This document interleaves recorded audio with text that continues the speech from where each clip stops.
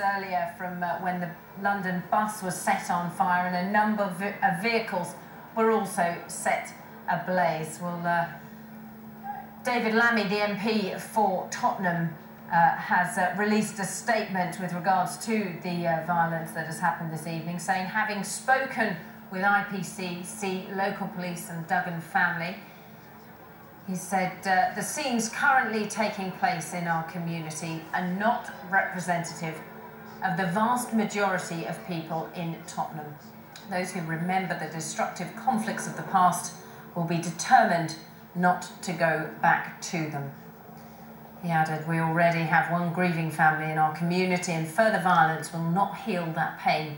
True justice can only follow a thorough investigation of the facts. The Tottenham community and Mark Duggan's family and friends need to understand what happened on Thursday evening when Mark lost his life. To understand those facts, we must have calm. That statement from the Labour MP David Lammy for Tottenham.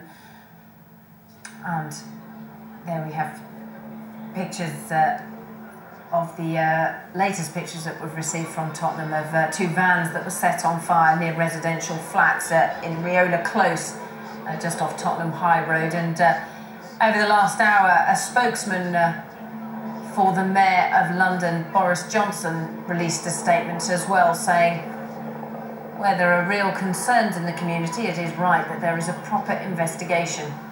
The incident which led to the violent scenes in Tottenham this evening are subject of an IPCC inquiry.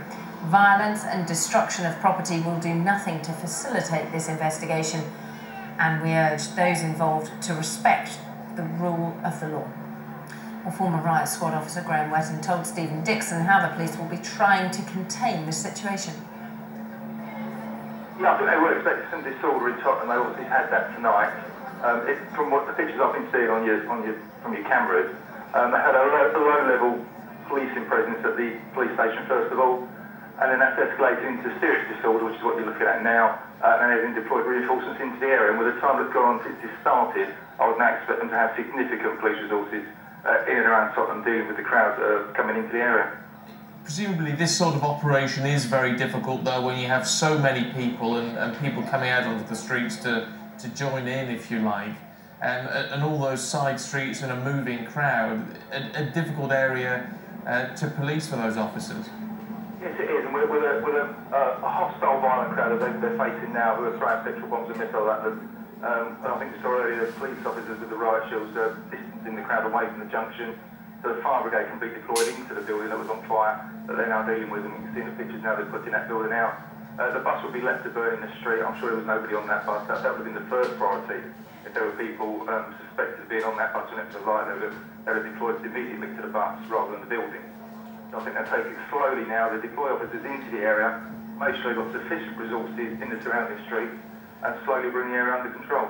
Talk about sufficient resources. I mean, what are we talking about here? I mean, presumably they've had to pull people in from other areas of the capital. Yeah, there's a well-rehearsed and well-known policing plan to draft public order officers into an area of London at a given signal or given request. And with the time span that's gone on now, that's probably in full swing by now. Every borough, every police station in London will have deployed public order officers in their protective kit up towards Tottenham. On arrival, they'll be assigned to a public order commander and given a certain area to go and police and deal with. And with the time span that's going on now, they should have significant resources in there. All the TSG officers on duty in London now will probably be in that area and under a TSG Chief Inspector.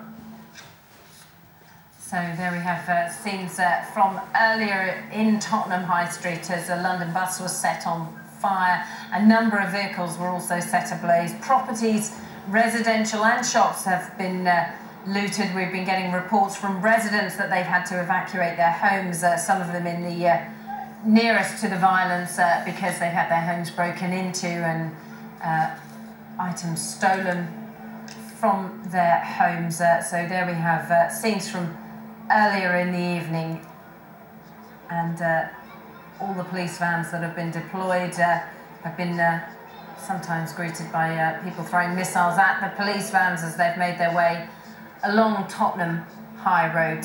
Well, earlier, Commander Stephen Watson, who's responsible for the northeast of the capital, joined us earlier to tell us more about the police operations in Tottenham. Well, obviously these are very distressing scenes for Londoners generally and for local residents particularly.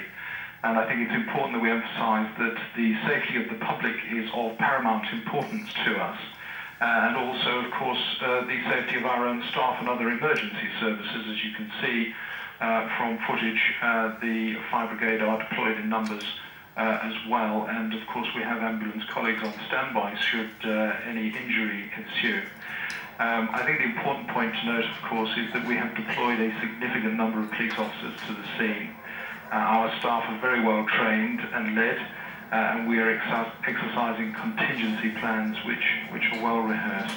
I think your previous contributor made mention of the fact that we do have plans which we frequently rehearse, and this unfortunately is one of those occasions where we have had to bring that to fruition for real.